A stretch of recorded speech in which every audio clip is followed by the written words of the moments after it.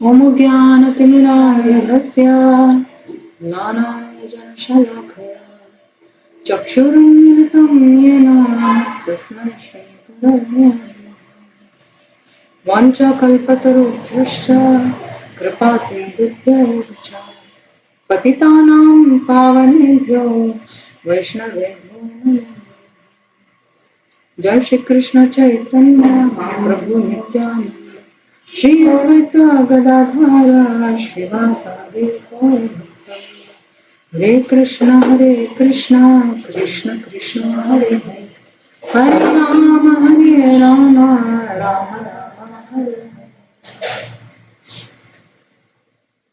Thank you all again for joining. It's a pleasure to share whatever little I know, as it is from Bhagavadgita and Srimad Bhagavatam. Louder. So it's been 2 days now. This is third day in a row, blessed by Lord Shri Krishna. So it is only by His mercy we can do whatever little endeavor we can in this Bhakti Yoga. But even the smallest or the tiniest endeavor in Bhakti Yoga is incomparable to any other paths of Dharma, as it is eulogized by Krishna himself in Bhagavad Gita. In the second chapter, he says, Neha Bhikramana Shosti Tatyavayo na vidyate Swalpamapi Asya Dharmasya Trayate Mahato Bhayat. Even the slightest endeavor or advancement in this Bhakti Yoga can save one from the greatest danger. So, the kind of benefit we get, it is something that even we cannot estimate. So having said that, as we spoke about the three main aspects of knowledge, Sambandha, Abhideya and Prayojana. So anybody who goes through all of Vedic literature, Bhagavatam, Bhagavad Gita and everything, so they have to understand three main tattvas. Sambandha, who am I? What is my relationship with the Lord? Abhideya, what should I do? What is the sadhana or the process do I need to do to understand this? And then if I do that, Prayojana, what do I get? What is that highest benefit that I get? So, in order to understand that, we need to first of all understand, we spoke little about who we are. We are not this body, we are Atma, Jivatma. And then many of you had this questions, right? So many questions are there that so if we are Jivatma, if we are spiritual beings, then why are we here, right? Why are we here? Why are we in this material body? And why do we change bodies from one body to another? Yes, Jivatma is definitely spiritual. There is no question. Jivatma will never even touch anything material. Asangohi ayam purushaha is said about this Jivatma. Just like when there is drops of water on the lotus flower or a leaf of lotus flower, even though it is there, it's still, the leaf will never get wet. Padma patram ivambhasa. So just like that, even we are spiritual beings, even though we are in this material world, we are actually not affected. But because we have come into contact, we are thinking we are this body.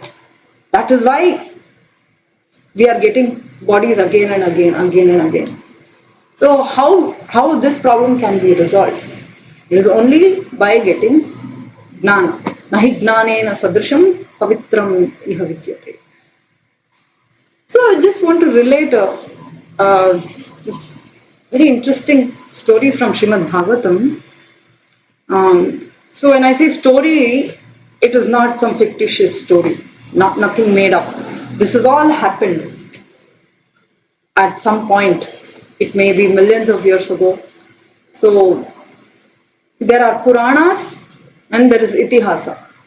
So Itihasa is like Ramayana and Mahabharata. In that, you'll get a chronological sequence of events. So Lord Rama appeared, then all his Bala Leela, then he got married, and all these things. So that is Itihasa. It goes on in the sequence. But Puranas, like this Bhagavata Purana, it has a collection of so many incidents that have happened, not necessarily in the chronological sequence. So, but there is a sequence in which we can learn and progress spiritually, but it is not necessarily in the sequence. So, it is known as Purana because even in Hindi we know Purana means Puratana. It's very, very old. So, it is definitely historical. So, once there was a king called Chitraketu. He was the king of the world, Chakravarti. He had everything going for him. So much wealth and power and beauty and beautiful queens. And but there was one problem. He had no offspring. Especially being the Chakravarti of the world, he wanted someone to take over him as the king. So he thought, okay, maybe not from this wife, let me marry. He married again and again and again. We may have all thought Lord Krishna had the highest number of wives, but we are mistaken. Lord Krishna had 16,108 wives, but this Chitraketu Maharaj had 1 lakh wives. 1 lakh. Still he could not get a son. So that is the will of providence. We can do whatever we may want to. We can never change what is written in our fate or what is the will of the Lord. Only if the Supreme Lord wants, He can change. That's why our Shastras say, whatever is written in our fate will anyway happen. Right? How much happiness we are going to get and how much misery we are going to get is all fixed. So then why bother about it? Sukham Indriyakam Daitya Dehayogena Dehinam Sarvatra Labhate Daivad Yatha Dukkham Ayatnataha. So what the Shastras are telling us is, come on, you should be more smart. We are going to get this happiness, so-called happiness, that is Indriya Sukha, right? We want to taste something nice, we want to hear something nice. So our happiness is basically this, and maybe little, and because of that, even our mind may feel little happy. So that we are going to get anyway, whether we are in human form or in animal form, bird form, we are going to get. And what about, so we all, whatever we do in life, any activity we do in life, why do we do generally? We do so that we can be happy, right? If I know that by doing this particular activity or task or job, if I know that I'm going to be happy, then I'll do it. That is the motivation, right? But do we ever do anything which we know that will make us unhappy? No. We will never try to do something which will make us unhappy. So it is saying, since we will not try or do anything that will make us unhappy, but misery will come automatically. We never try or pray for it. We only pray to the Lord that, oh, please make me happy, please give me that, give me this, so that I can become happy. But misery also comes automatically. Similarly, happiness will also come automatically. Whether we try for it or not, it will come because we are destined to get happiness and misery both. So that's why Shastras say, okay, then why bother about it?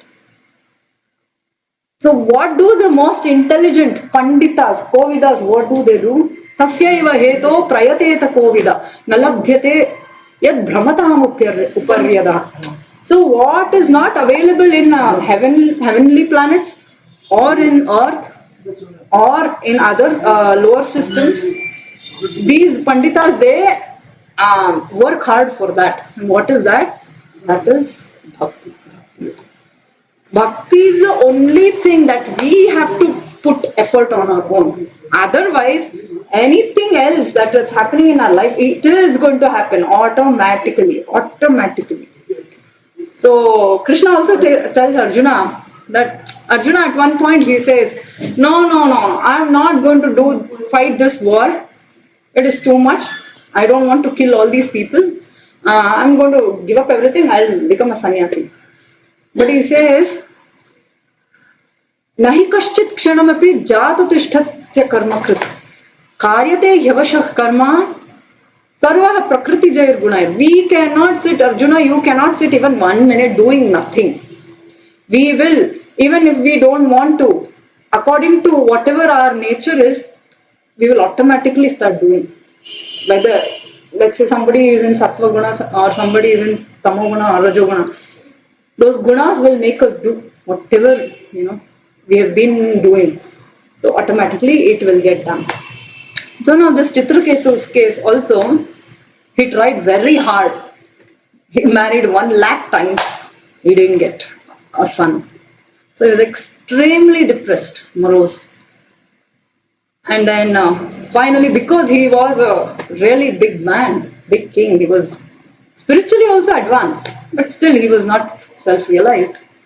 So Narada and a couple of other rishis, they visited him. And he was so depressed, and they told him, why? Why are you doing this? You should move on. But he was not willing to hear. Sometimes we are not ready to hear the message. So somebody like Narada Muni, even though he knows his Trikalagna, what is going to happen in the future, is present and in the past, even though he wanted to give him the highest knowledge, Chitraketu was not ready to hear. So he said, all right. And the other Muni also, they gave him a boon. So they got to know his problem. He wanted a son at any cost. But they told him, see, your destiny is this. Even if you get a son, you may get some happiness, but you will also become extremely sad. Are you ready for it? So he thought, okay, maybe I'll get a bad son who may not listen to me, who may go against me, he may give all these problems. And then he thought, it's better to have a son than not to have one. Let me have a bad son, it's okay. He thought all this in his head. So he thought, okay, it's better that I have a son. Better than not having at all. He said, no, that's okay. I'm ready to face whatever comes. They said, okay, we'll give you a boon, but this is the price you have to pay. So he named the child. Later the child was born, but from one wife. He has to have one child from one wife. And what about the rest 99,999 wives? Oh, everybody now, after the child was born, they all started becoming very envious. Because now only this one queen was getting all the attention, and because she was the mother of the son, and naturally the king would be with her and just that son all the time. And they had named the son also Harsha Shoka, because he will give them happiness, Harsha, and Shoka also. Years went by, and there was so much of hustle bustle in the palace. Everybody was so happy. The child was growing, and the parents were so delighted to see the child take baby steps and maybe start even speaking little words. And then, by then, what was going on in the background was all the other remaining queens, they just couldn't take it. They really felt that, we are being totally neglected. Why should we be even here? Only this one queen, she has all the attention. We don't even have a child, nor are we getting any attention. So they just couldn't handle it. They couldn't take it. They finally plotted and they killed the child.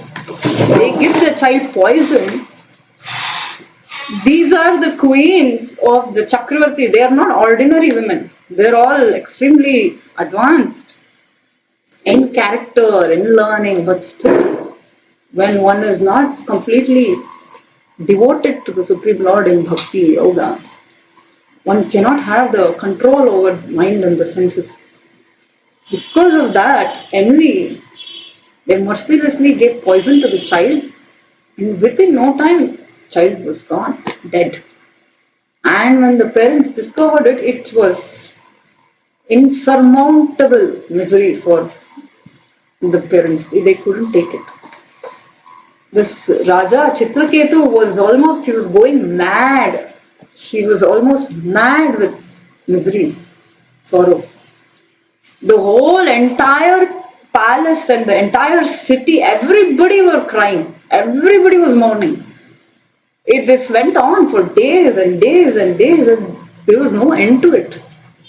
Now Narada Muni and the other Rishi, they both come. They revisit the palace.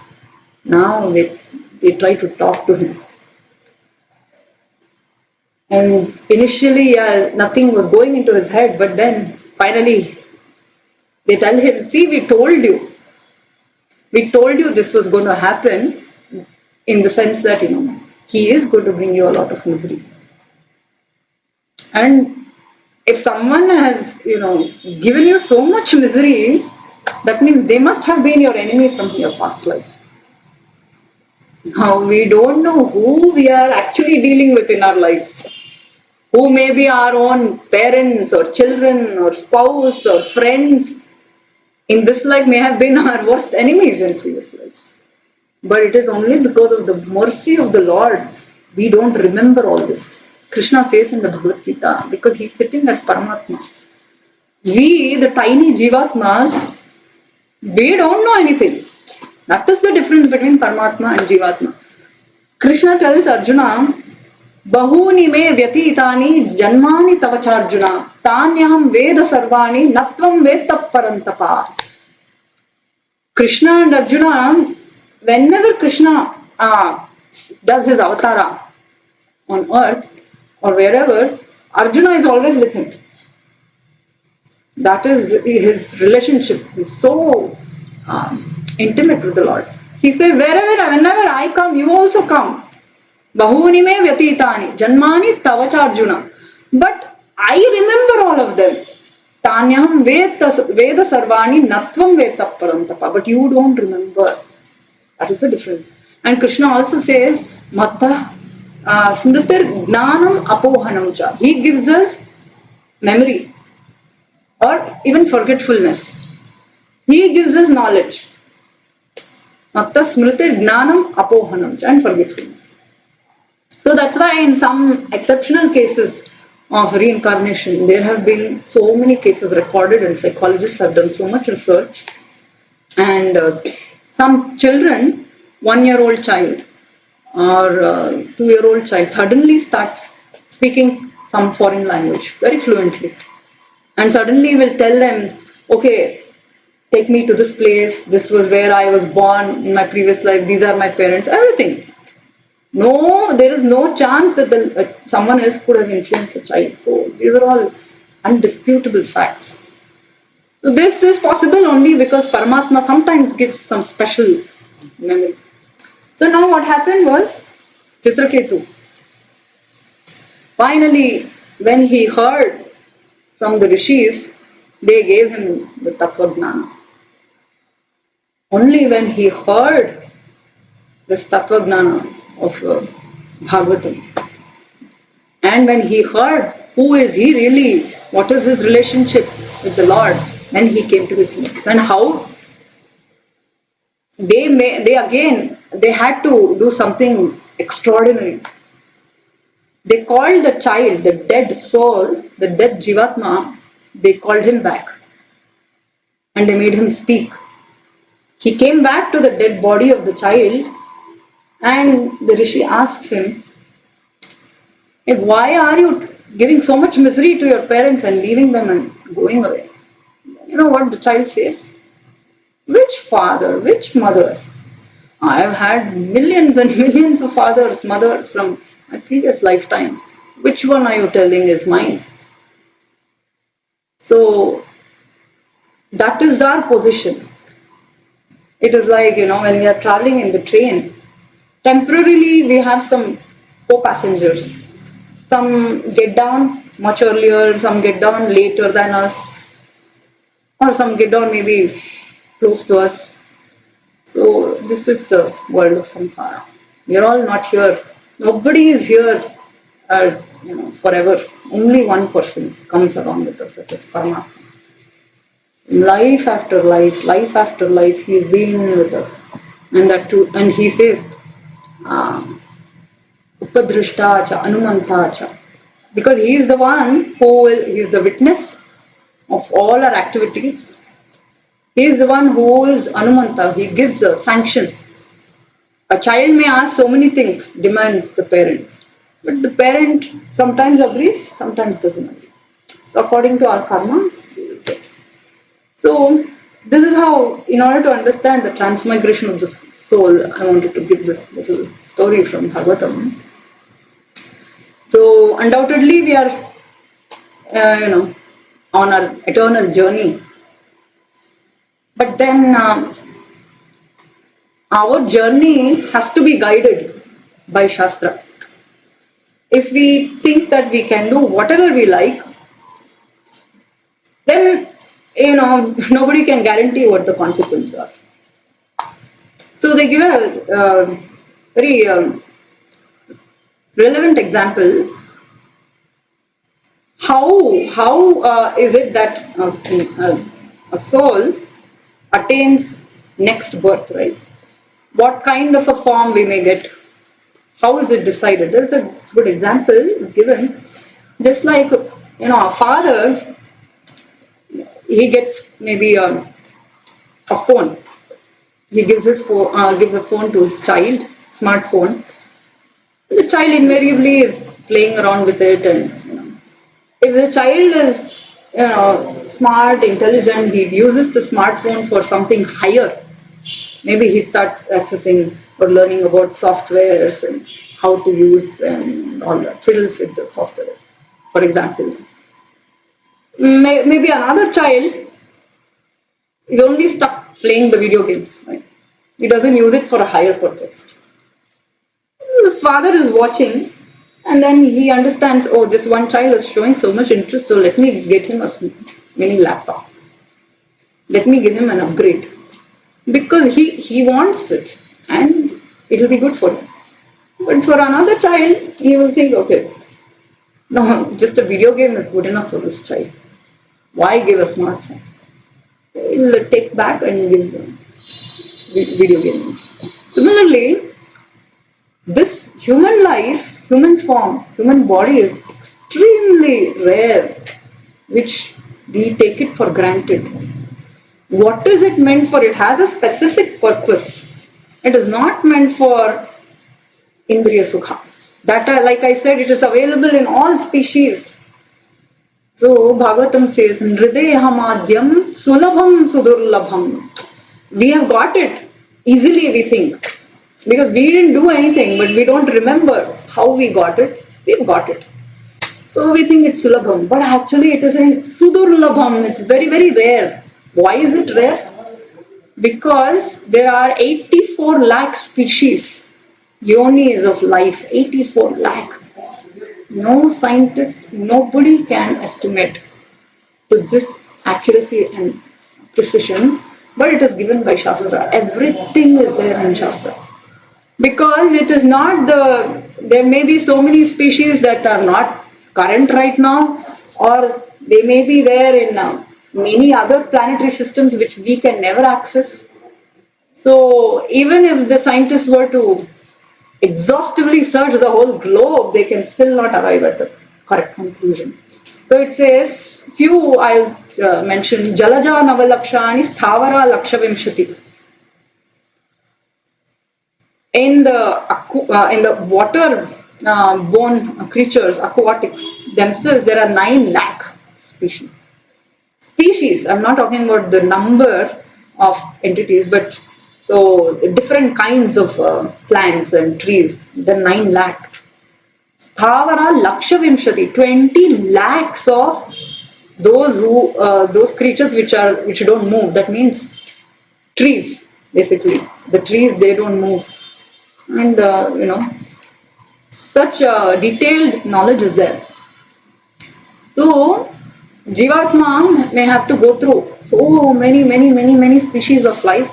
Finally, after evolving, we get to this human body. And human species also, there are 400,000, 4 lakh species of humans. Because it's not just here, there may be, in lower planets and Swarga, and so many, we don't even know how they are.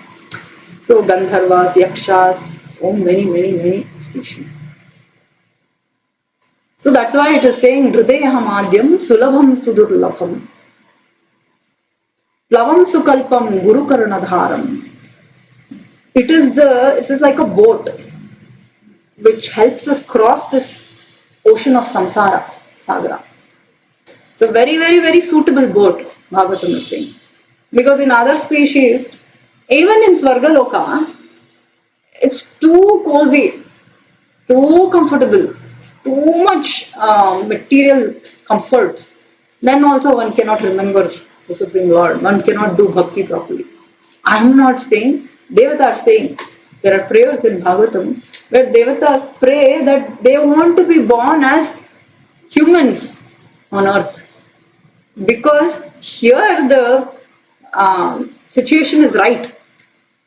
We have a little happiness, we have a lot of misery also. So that means this human life is really not suitable for so-called enjoyment. If we really want to enjoy, that is good in Swarga. Because we don't even have a suitable body. Little excess we eat, we get digestion problem. Little less we eat, we get acidity. Or we get cold, cough, fever, so many. But there are no such restrictions in Swargaloka. Because their body is very different from us. Their body is meant for enjoyment and the facility is there, everything. They don't have to work like us so hard to earn a living. They don't have to work at all. Everything is easily available. They can be so merrily happy, but still they are not satisfied. They want to take this bhakti process. So that is why in Bhagavatam it is saying, even after getting this human body, which is so suitable to do bhakti yoga, if one doesn't do that, then he's actually committing suicide. That's what is the verdict of Shastra. So then how do we know? Like I was telling, I was giving the example of how father decides, okay, if this, everything is, based on the guna and karma, the quality and the work. Even the Supreme Lord also decides. Karanam gunasanga asya sadasad yoni janmasu. Sat asat yoni means sometimes we go into good species, sometimes we go into bad species. How? Who will decide? Karanam gunasanga. Means whatever kind of guna we have attained, sattva, raja, tama, there are innumerable combinations. Nobody may have 100% sattva guna, nobody will be in 100% tamo guna. There is a combination. Even as we speak, every action we do, every thought we have, everything, our next body is getting designed. It's getting done. And when it is completely ready and when our karma, prarabdha karma is over, then we die. That is how it is. It works. It's very subtle. So, we spoke about Atma, right? Jivatma, the spirit soul. This spirit soul is very tiny, nobody can see. So, Keshagra Shatabhagasya Shatata Kalpita. There is a shloka that comes in Bhagavatam in Upanishads. It says, if we were to take one strand of hair, cut it into 10,000 parts. One of that 10,000 part, how tiny it is. That is the size of the soul, Jivatma.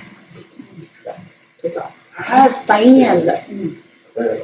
But because of the presence of this Jivatma, the body exists. The body grows. It's only when Jivatma enters, then only the embryo starts forming. It is not that some people think soul enters in the 7th month of pregnancy. No, the very nature of soul is that because there is the soul, that embryo grows. Otherwise, how will it grow? It will not grow.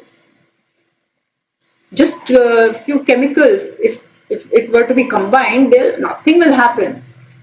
It can't grow on its own. It cannot become eyes, ears, nose, and all that. Because there is a spirit soul, according to how the mentality is, we will get that kind of a body.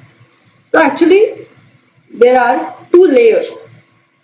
First one, there is Jivatma, then there is the Sukshma Sharira and the Sthula Sharira. That means subtle body and gross body. What we are seeing, this is gross body.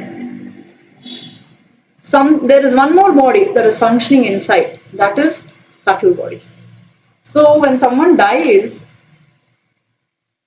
this subtle body has the Jivatma inside them. So the subtle body leaves, Sukshma Sharira, that leaves.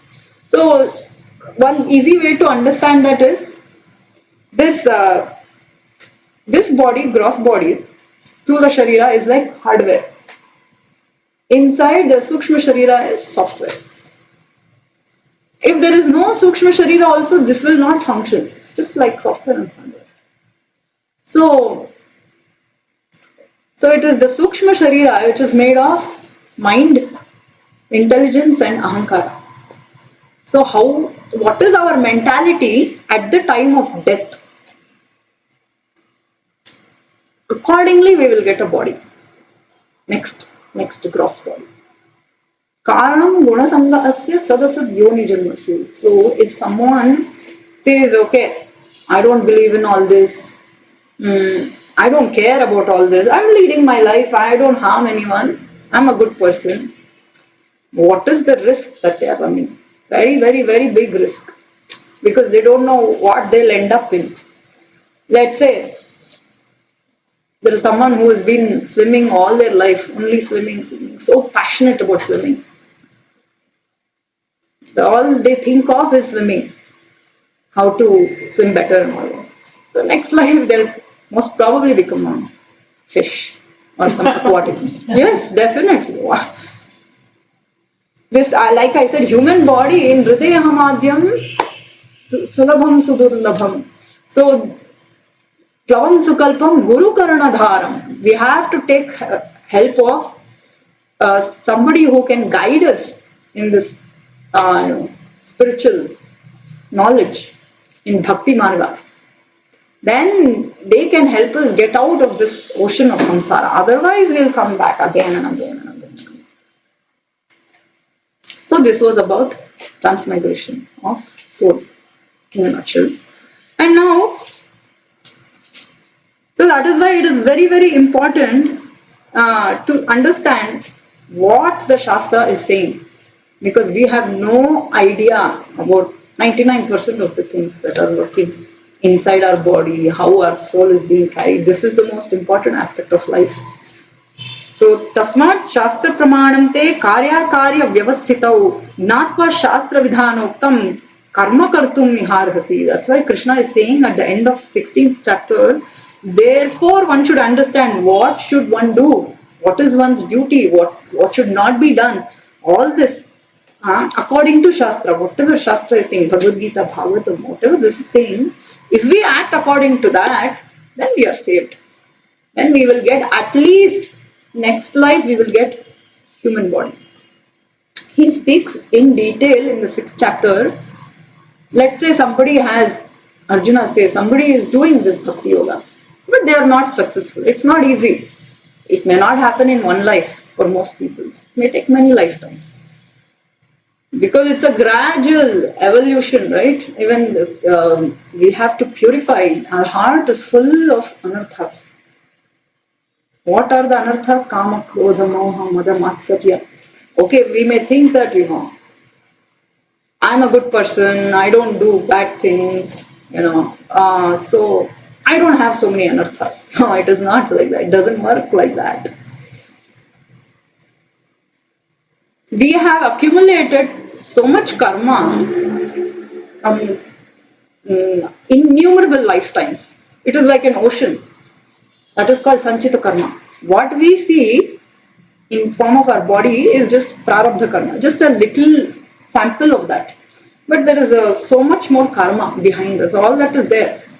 How much papa we have done, how much punya we have done, nobody knows. We don't know. We may have done so much papa. Like Dhritarashtra had to wait 100 lifetimes to get that birth and to see his 100 sons killed in front of his own eyes. You know for what? 100 lifetimes before, he, as a small child, he had killed 100 ants.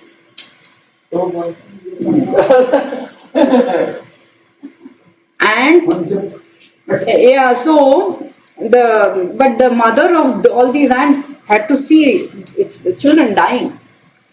So these are the laws of karma. It's very difficult.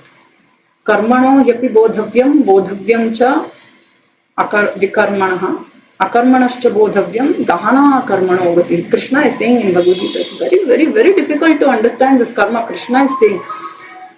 And what is karma, what is akarma, what should be done, what should not be done. Even Panditas, sometimes it's difficult for them to understand. That is why we should never think, okay, I know what I'm doing is correct. No, no. We have to listen to what Shastra is doing. So, what was I saying? The ants. Ants, yeah. So he had to wait 100 lifetimes to earn that punya to get 100 sons. Finally, he got that much punya to get sons who would get killed when he is alive. Even when he is living, he had to see that. So, this is the workings of karma. We can never be so sure. We can never think, oh, I'm doing good. I've been a good person. I'm all good. No, that is, it's very, very difficult to understand who is going where. So, best is to abide by Shastra and understand from this.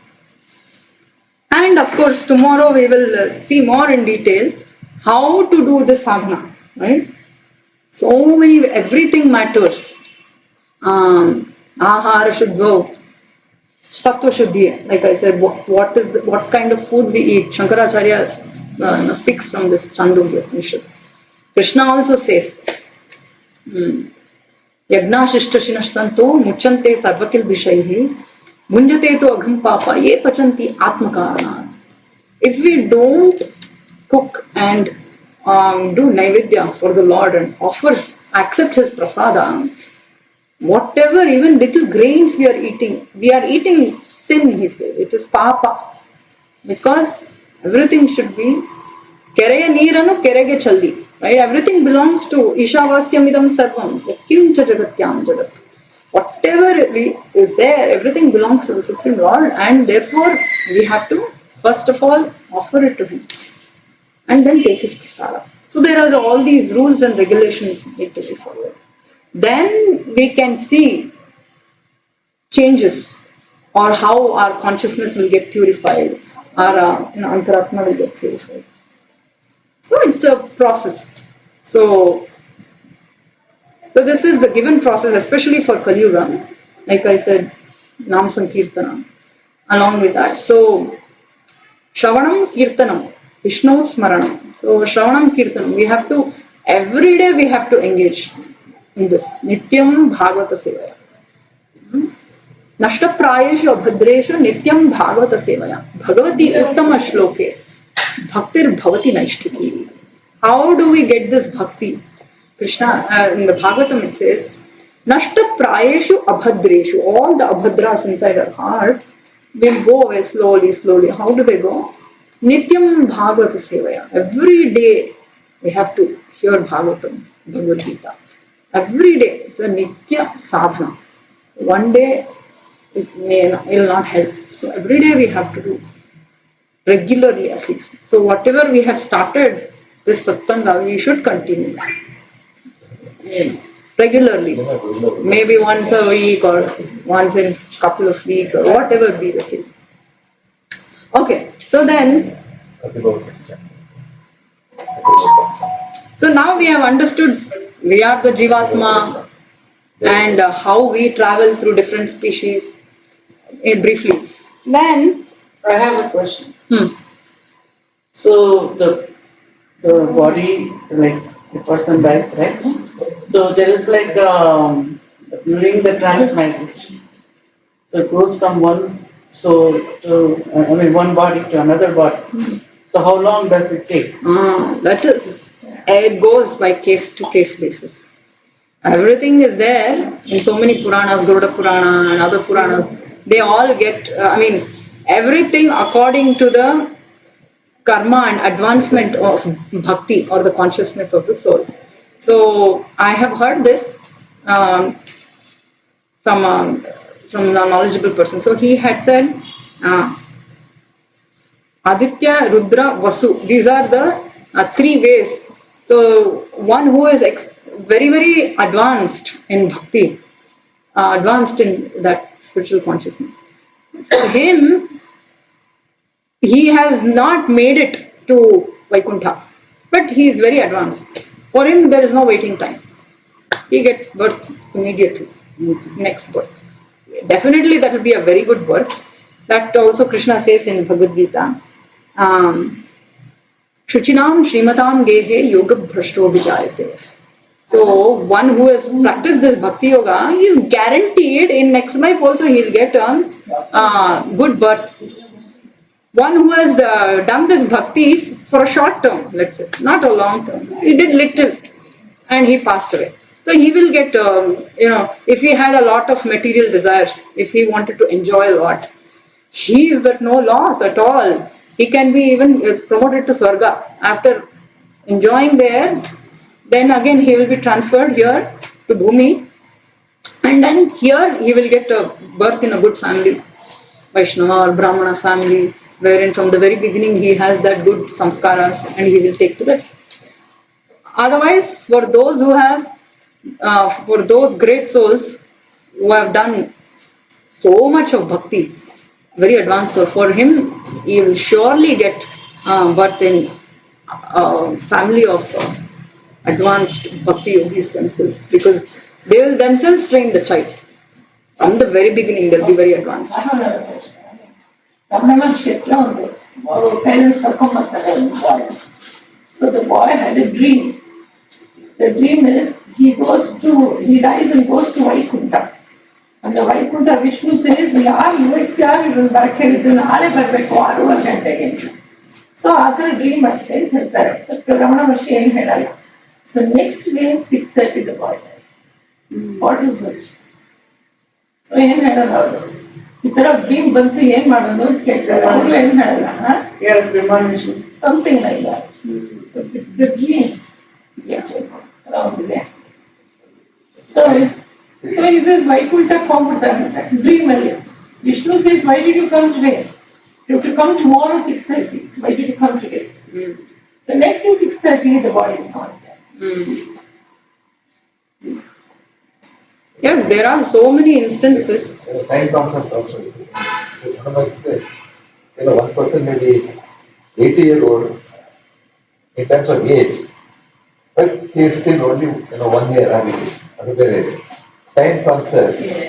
For him, there is no time until that. There is no time. That's why, as we get old, I drink ತರ ಕಾಣ್ತಾ ಇದೆಯಲ್ಲ, ನೆನ್ನೆ ತರ ನೆನ್ನೆ Yeah, I'll finish up. So then, everything depends on the consciousness of the soul. So Krishna addresses that 6th chapter of Bhagavad-gita. Manushyanam sahasreshu kaschit yatati siddhaya. Out of many, many, many lakhs and lakhs of human beings, maybe one will even try to attain some siddhi. Yatatam api siddhanam kaschin mam vetti tattvataha. So,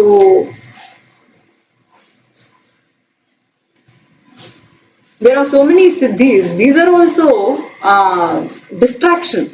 So many distractions. This is the 7th chapter. Darshan, I'm sorry. So many distractions. So what happens is, especially in Kali Yuga, these are mistaken for spiritual powers.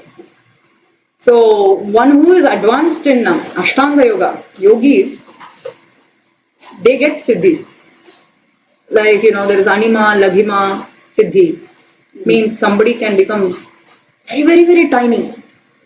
And somebody can become very light and fly on air or walk on water. The levitate. This is all possible. It is not, yeah, but this is not some divine power. This is material power. This is called siddhis. There is a planet called Siddhaloka. They are also advanced in a yoga in siddhi that when they are born itself, they are born with all these siddhis. So there are ashta siddhis. One can attain that, but one has to waste their time and energy for that. So even now in Himalayas, there are many yogis. So they can control their breath, and they can actually live. They actually live for 200, 300, 500 years. All this is possible. But sometimes some yogis, they display some of these magic powers, magical siddhis. But people get fooled, thinking, oh, this is God. No, that's not God. Humans can also attain that. But God is something different. That's not cheap. God is, Bhagavan is Aishwaryasya Samagrasya Viryasya Yashasha Shriya Gnanam Vairagyam Iti Shannam Bhaga. So that is the next topic. We have to understand who is God. Who is this God we are talking about, right? He is not some cheap God. He is not someone who goes, meditates and gets some powers and shows that I'm God. No. He doesn't have to do anything. Svabhaviki Gnana Kriya Balacha. This is said in the Upanishads. For him, everything is natural. So even in the Bible it says, the Lord said, let there be light. There was light, right? Similarly, Sa Aikshata in our Vedic, in our Upanishads and even in Bhagavatam it says, just the Supreme Lord just saw Vishnu, he just saw once. The power from his eyes that started the whole Srishti. That is the power. Wow. And innumerable Brahmandas are coming out in and out of his tiny pores of his body. That is Mahavishnu. Now that is God. Can we even imagine? God is not so cheap. So we have to understand who is this God. So Parashara Muni is giving this specific definition of who is Bhagavan from Vishnu Purana. He says, one who has unlimited, to unlimited degree, all these 6 opulences or bhagas, whatever kind of sampattu or opulence we can see in this world, it is of 6 types. Aishwarya, wealth. Virya, strength, power. Shriya, beauty. Yashas means fame. Gnanam, knowledge. And after all, having all these to unlimited degree, still he is very detached. We get so attached for every small thing. Even a mobile phone, if let's say we lose it, oh, we'll be so disturbed. So much attachment. But the Supreme Lord has created this whole Brahmanda, and he doesn't bother that he doesn't come to say, hey, this is my land, why are you all fighting? For us, for tiny piece of land, how much fighting? How much fighting between India and Pakistan, the border, or even to owners of sites sometimes if there is a little bit mess up in the dimensions of this, so much fighting. Lord is something different. He is beyond conception. So we should learn. How do we learn about this Supreme Lord then? He is beyond our conception. Now how do we know about him? That also he answers in Bhagavatham, 7th chapter. He says, Maya sakta manah partha yogam yunjan madashraya asamshayam samagram mam yatha gnashyasi tachrunu. The only way to know about God is possible only when he himself speaks about himself. We can speculate no end. It is like, there is a famous example how 3 blind men once came across an elephant. So one thought, oh, the trunk, oh, this may be the, back of the elephant, or this may how an elephant look like. One held the leg, one held the tail. None of them were correct. And elephant is the complete picture nobody got. And already they were blind, they couldn't see. So if all of us, or all the people of the world, or all the people of the universe were to sit and think, oh, God may be like this, may be like that, nobody can arrive. So that is why Krishna is saying, Asamshayam Samagram. If you want complete knowledge about me without any doubt, then what should you do? Maya Sapta Mana Partha. You should become attached to me. Your mind should become interested in me. Yogam Yunjan Madashaya. Okay, we have to become attached to the Supreme Lord, Sri Krishna. And then we have to also practice yoga, bhakti yoga, by taking shelter of him. Then asamshayam samagrama yatha agnashyasi tachvim. Then you will understand. So then, how to become attached to him, right? How to become attached to him? How do we become attached to anything or anyone only if we like them, love them. There is no question. We don't get attached to something which we don't like or something which we have no relationship with. So first we have to love them. And how do we love someone? We can love someone only if we know about them, right? Only when we know about them, when we know about their good qualities, when we know about them more, and we get to love them. Similarly for even the Supreme Lord. Love for Lord, it just doesn't happen like that. We have to hear about him. We have to understand him. Then naturally, automatically we will love him because he is really the best of all persons. Because Arjuna also says, Parabrahma Param Dhama Pavitram Paramam Bhavan. He is the purest. How can there be any kalmasha in him? He is the purest of all. So when one gets to know about the Supreme Lord, automatically more we learn about him, more we will love him. So that is why we have to study these scriptures, Bhagavad-Gita, Bhagavatham. Bhagavad-Gita is a preliminary study. We will understand a little bit of what is the Supreme Lord, who is he, what is our relationship with him. There are 5 topics of Bhagavad-Gita. Karma, Kala, Jiva, Prakriti, and one more. Karma, Kala, Prakriti. So these are the 5 topics Bhagavad Gita deals with. And finally, after telling all this, and of course, over and over and over again, Krishna keeps telling Arjuna, Sada tad bhava bhavita. Always think about me. Always become my devotee. Manmana bhava madbhakto madhyaji mam namastu. So that is possible only when we understand that yes, he is such a lovable person. He has such good qualities.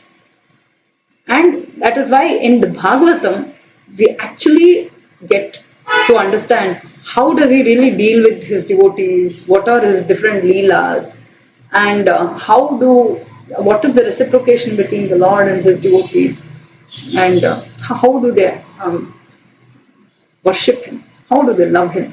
And finally, that is why Bhagavatam has said that it is a complete package for God realization. Bhagavatam is presented in 12 cantos, skandhas. So it is compared to different parts of the body of Lord Sri Krishna. Actually, Bhagavatam is not different from Krishna.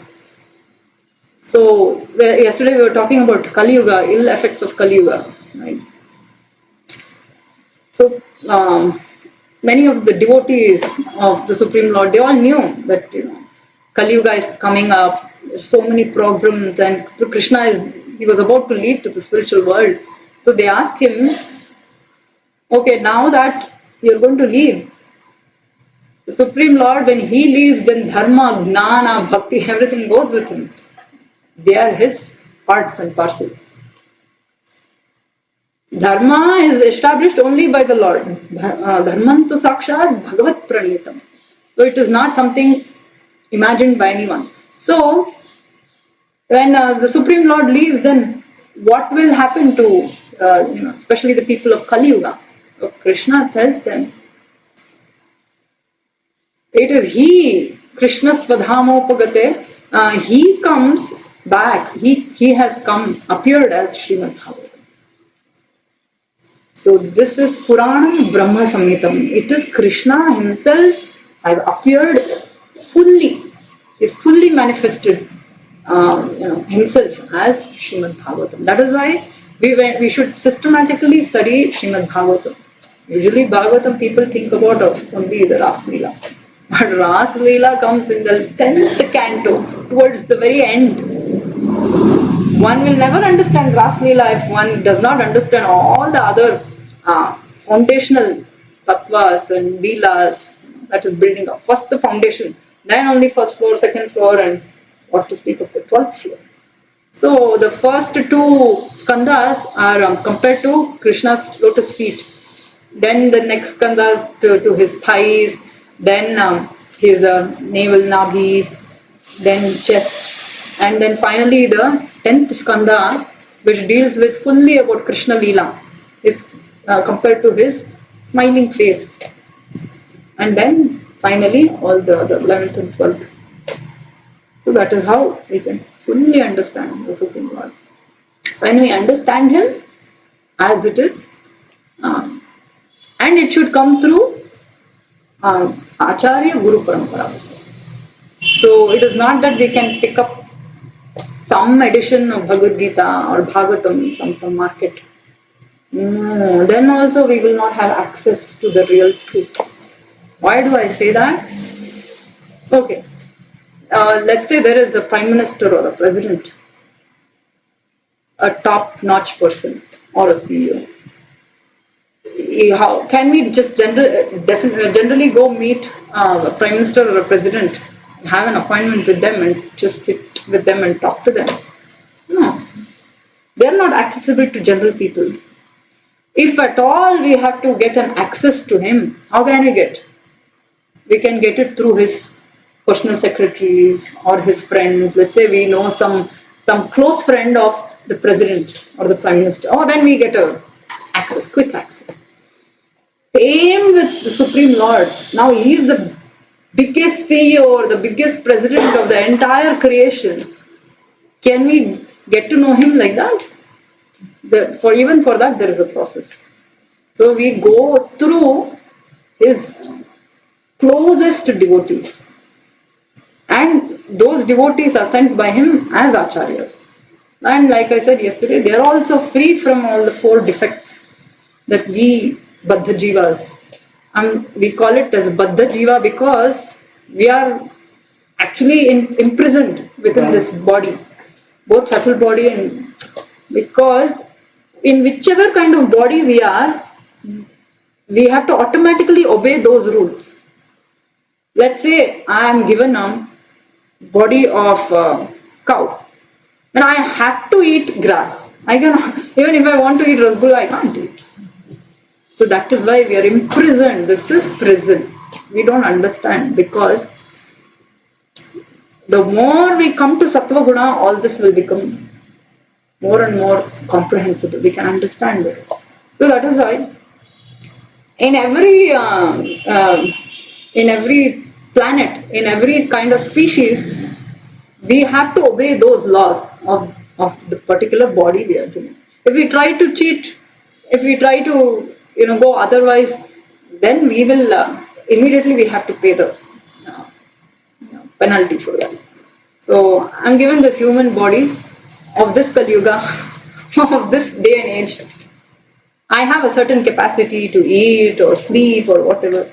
So if I try to go against it, it will not work out for me. So similarly, so actually human body is that's why given for us to eat nice sattvic food. It's never meant to eat meat. So even in Ayurveda, the doctors acknowledge that if one eats meat, most of it will not get digested, it becomes toxic. We can know everything is out and clear. It's not that something is very it's a mythology or unscientific. So that is how we are all imprisoned in this body or in this life form. And how do we get out of it? By establishing that contact, that relationship with the Supreme Lord. And how do we get that? Like I said, through the acharyas, through his close associates. Krishna says in the Bhagavad-Gita also, Bhaktyamam abhijanati. Only by bhakti we can understand him. Yavan yashchasmi tattvataha. And he also tells Arjuna, Bhaktosi me sakha cheti rahasyam hetaduttamam. Hey Arjuna, you are my devotee, dear devotee. You are my best friend. That's why I'm opening up to you. I'm sharing you all the secrets.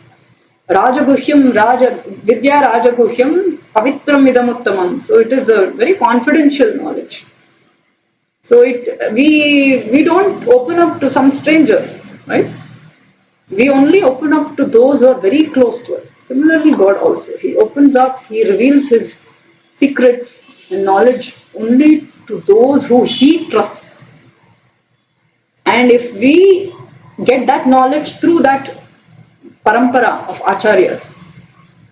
So Adi Shankaracharyas is one parampara, and in the Puranas, in the Shastra also, 4 other sampradayas, Vaishnava sampradayas are also acknowledged.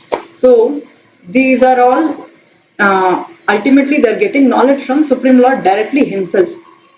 So Brahma, Lakshmi, Shiva, and Kumaras. Kumaras are the sons of Brahma. So Brahma Sampradaya. Brahma directly gets the knowledge from Vishnu. Tene Brahma Hridaya Adikavaye Muhyanti Yatsuraya. So it says in Bhagavatham, when Brahma was created from the navel, the lotus flower, he also had to do so much tapasya. And then finally, he was given that knowledge was revealed inside his heart. So then this Brahma will give it to his son Narada, and Narada will give it to his disciple Vyasa, Veda Vyasa. Then in this Brahma Sampradaya, another person, another Acharya in Kali Yuga, that was Madhvacharya. Madhvacharya, he actually went to Badri Kashrama that we all see, and from then he went to that Badri which is inaccessible to human beings. So that is that spiritual abode, Badri. And there what he saw was Vedavyasa, he's still there. Vedavyasa is still there. If we have that spiritual eyes, spiritual body, we can go. And there is a full description of how that place was. It was so beautiful. It was neither too cold nor too hot. And it was completely illuminated by spiritual light. And Vedavyasa, he sits there. Even now, he's sitting with, I think, some 60,000 sages or something. They're all liberated persons. They are still there. So Madhvacharya went there and he had written his Bhagavad-Gita Bhashya and Vedanta Sutra Bhashya. He narrated it to Vedavyasa. And Vedavyasa approved it. Go ahead. So he is actually, Vedavyasa is the guru of Madhvacharya. See, this is how knowledge gets transmitted. It's very sacred knowledge. So then he writes his commentary, then his disciples and disciples and disciples and disciples. And one of the branches of this sampradaya is later on 500 years back, Sri Chaitanya Mahaprabhu. He came in this succession and his disciples. And finally, the Srila Prabhupada. He's the same knowledge. No adulteration, no addition or minus. So Brahma Sampradaya, then there is Rudra Sampradaya coming from Shiva, Shri Sampradaya coming from Lakshmi, that is the Shri Vaishnavas. So, and then Kumara Sampradaya. The Kumaras are the four sons of Brahma. So from them another Sampradaya is coming. So this is how we can get knowledge, perfect, complete knowledge. So this is called as Avaroha Pantha. But in today's day and age, scientists or others, what they are doing is it's called the Aroha Pantha. They are trying to seek knowledge on their own. It's a very, very difficult process. At the same time, they cannot access the ultimate truth. If some gnani or somebody they tries to understand the ultimate truth, maximum they can come to that Brahma Jyoti. That's it. If they want higher than that knowledge, they have to come through this sampradayas. So Aura Pantha is like when you're climbing up. Climbing up. So that is where you're reaching the ultimate, or Avaroha Pantha is like becoming that, no? Or no? No. That it doesn't mean that. What it means is in Avaroha Pantha, the knowledge descends from the Supreme Lord Himself, from the perfect authority. That is why this is called as Shabda Pramana. This Pramana. So that is why I keep quoting all these shlokas, because I am nobody. I have no qualification. I have all these defects in me. So I have no right to say that, oh, I think this may be true. Anybody and everybody can say that. But how do we know what is correct? It is correct only when I repeat it as it is, as coming down from this sampradaya. So that is why it is avaroha, because the knowledge is getting transmitted as it is. And avaroha pantha is, when I try to find myself, then we have all these defects. Our senses are imperfect. We may get illusion. We may try to cheat, or we may be misled in many ways. So that is the defect, and definitely they cannot arrive at the conclusion that Krishna is the Supreme Lord. Definitely it's not possible. It is possible only by this. Krishna is saying, Vedaishcha sarvair aham eva vidyo. So one who tries to, even, not just scientists, even Jnanis, if they try to study all the Vedas, everything on their own, but still they cannot arrive at this conclusion, which Krishna is directly giving. He's saying, after studying all the Vedas, one should know, I am the goal of all that knowledge. One should know that I am the supreme, absolute Paramasatya. If one doesn't arrive at that conclusion, what is the point? And Ishopanishad also says, this one last, I'll quote and I'll end it here. Ishopanishad says, Hiranmayena patrena satyasyapi hitam mukham. So, the Supreme Lord is actually covered by this glowing effulgence, Brahma Jyoti. There is a curtain that covers him. Kunti Devi also says in her Kunti Stuti in Bhagavatham, she says, Maya Javanika Channam Agnadhoksha Jamavyayam Nanakshase Mudhadrasham Yatha Natya Dharoita. That means she's saying, oh Krishna, no, people or even highest Jnanis, they cannot see you because this Javanika, or the curtain of Maya, which covers Yoga Maya, she covers with that light. There is another Maya, Mahamaya, Durga. She covers us also with Ajnana. First of all, we are also covered with Ajnana. That's why we cannot understand who we are, our real spiritual Swarupa. And we cannot even see Krishna or the Supreme Lord. But even for those advanced, like Jnanis, they can maximum come to that point of Brahman Jyoti. That is why many people, even if they are realized, they say, oh, that is Brahma Jyoti, that is the ultimate. But that is not the ultimate.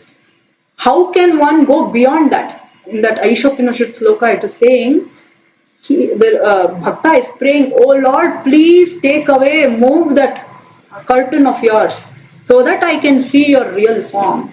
And that is possible only by Bhakti. Bhaktyamam abhijanati. Only for a pure Bhakta, Shuddha Bhakta, he removes the curtain of that Brahma Jyoti, then his actual face can be seen. Otherwise, not possible. So that is why we have to take shelter. If we at all want to attain the highest knowledge of Bhagavan, like I said, there are three phases of realization. One is Brahman, next is Paramatma, next final is Bhagavan.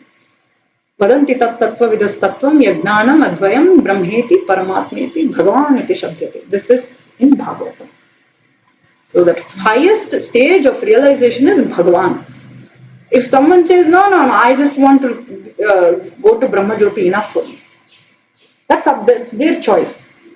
Then yogis, that is Gnanis. Yogis go to next level, they can see the Paramatma if they perfect. Then only bhaktas, they can finally see the Bhagavan. So about this we will talk in more detail. Okay. Thank you so much for patiently. Thank you so much.